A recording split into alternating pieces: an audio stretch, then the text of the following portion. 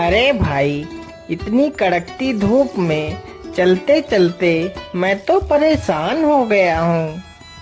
अरे हाँ भाई, धूप तो बहुत जोर की है और इस रेगिस्तान में तो कहीं पानी भी नहीं है। मुझे तो बहुत जोर की प्यास लगी है। अरे भाई, चलते रहो, हो सकता है हमें कहीं ना कहीं पानी पीने को मिल ही जाए।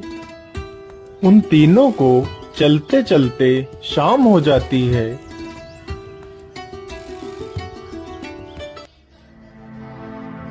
अरे भाइयों, अब तो रात हो गई है, हमें यहीं पर रुक जाना चाहिए। तुम ठीक कहते हो मित्र, हमें यहीं पर रुक जाना चाहिए। तीनों मित्र वहीं पर रुक जाते हैं। जैसे ही आधी रात गुजरती है,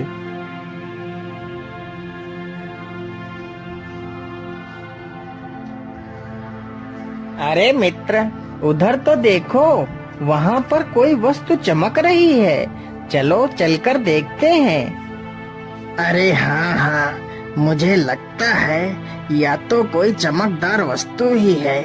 चलो चलकर देखते हैं। नहीं मित्र, हमें इतनी रात्रि में यहाँ से कहीं नहीं जाना चाहिए। हम सुबह होते ही यह देख लेंगे कि वह चमकदार वस्तु क्या थी। अरे मित्र, तुम इतना डर क्यों रहे हो?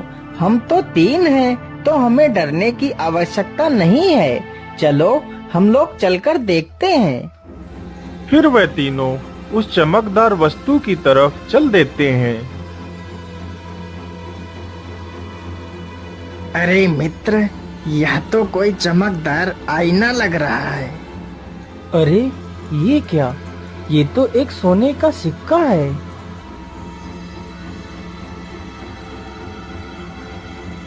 अरे हाँ मित्र, यह तो एक सोने का सिक्का ही है। तो इसका मतलब इस गुफा में सोना अवश्य होगा। चलो मित्र, हम लोग इस गुफा के अंदर चलते हैं। नहीं मित्र, इस समय हमारा इस गुफा में जाना ठीक नहीं होगा। हम सुबह जाएंगे इस गुफा में। अगर तुम चाहो तो यह सिक्का तुम रख सकते हो। तेज प्रताप उन दोनों को अंदर जाने से रोकता है, लेकिन वह दोनों बहुत ही लालची थे। फिर वह तीनों वापस लौट आते हैं।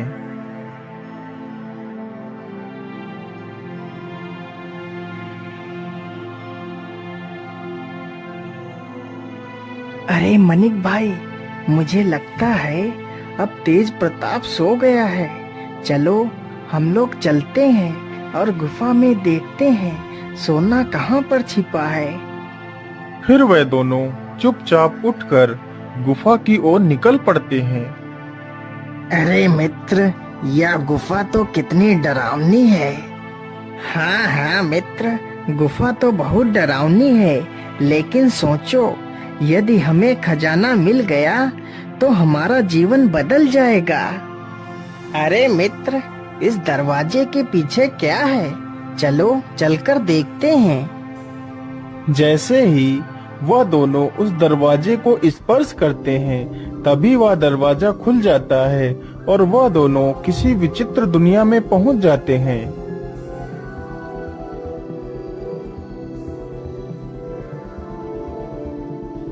कौन हो तुम दोनों? कहीं तुम दोनों पृथ्वी लोक से तो नहीं आए हो? हाँ हाँ, हम लोग पृथ्वी लोक से ही आए हैं, लेकिन तुम लोग कौन हो और ये कौन सी दुनिया है? हम दोनों इस राज्य के सैनिक हैं। चलो हमारे महाराज के पास चलो। अरे मित्र, हम ये किस मुसीबत में फंस गए हैं। हमने अपने मित्र की बात ना मानकर बहुत बड़ी भूल कर दी है। अब पता नहीं हमारा क्या होगा।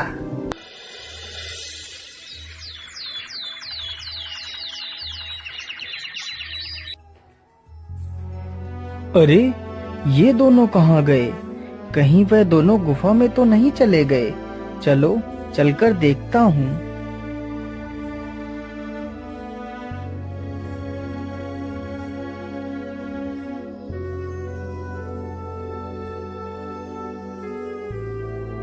अरे ये क्या?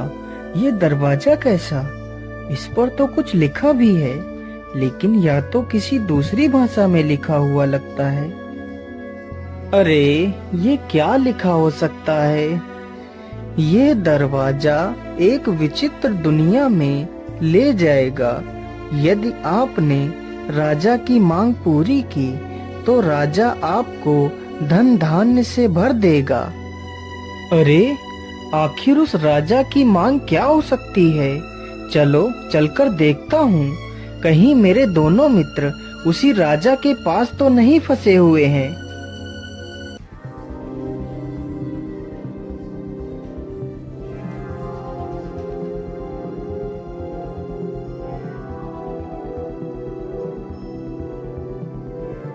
अरे आप लोग कौन हैं? पहले तुम बताओ, तुम कौन हो? तुम पृथ्वी लोक से आए हो ना? हाँ, मैं पृथ्वी लोक से ही आया हूँ, लेकिन आप लोग कौन हो? हम दोनों इस राज्य के सैनिक हैं। चलो हमारे महाराज के पास चलो।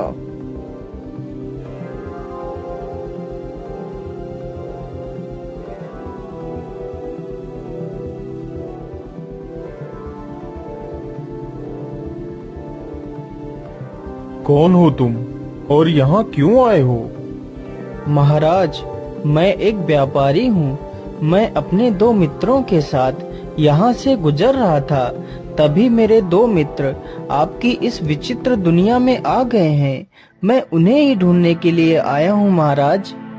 हाँ हाँ, तुम्हारे दोनों मित्र हमारे पास बंदी हैं, लेकिन वह दोनों दिल के बहुत ही दुष्ट तथा लालची हैं। यहाँ तुम आ तो अपनी मर्जी से सकते हो, लेकिन अपनी मर्जी से जा नहीं सकते।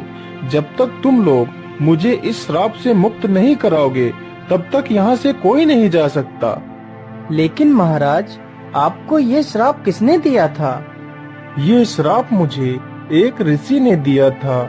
यह बात उन दिनों की है जब मैं एक बहुत ही क्रूर तथा घमंडी किस्म का राजा था। लेकिन महाराज, हम कहाँ जाएंगे? इस राज्य को छोड़कर हम कहाँ जा सकते हैं महाराज? दया करो महाराज, इस बार सूखा पड़ने की वजह से कोई भी फसल नहीं हुई है महाराज, तो हम आपको कर कहाँ से दे महाराज? दया करो महाराज। तुम जैसे निकम्मों के लिए हमारे दिल में कोई दया नहीं है।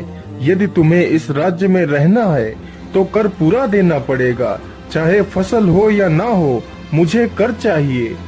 एक दिन की बात है, राजा अपने बगीचे में टहल रहा था।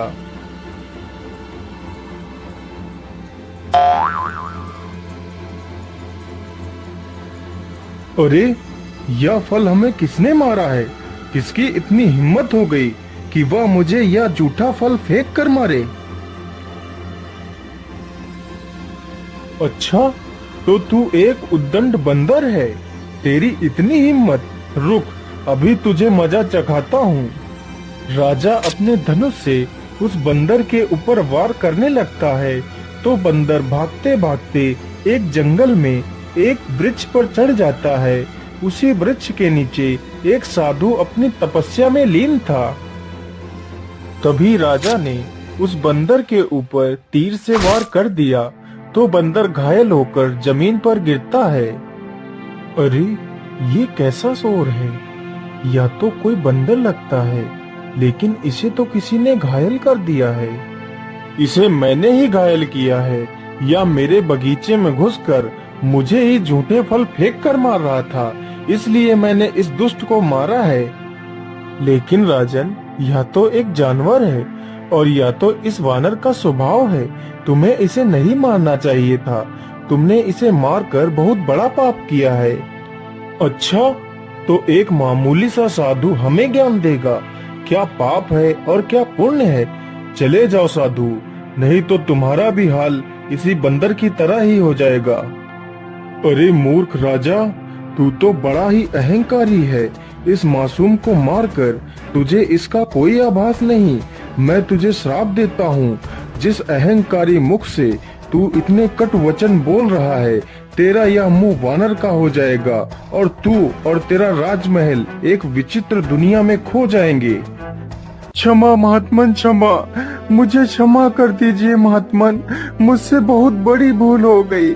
मैं अपने राजस्व में आकर बहुत अहंकारी और बहुत ही क्रूर हो गया था, परंतु मुझे माफ कर दीजिए, मेरी भूल का आभास हो चुका है।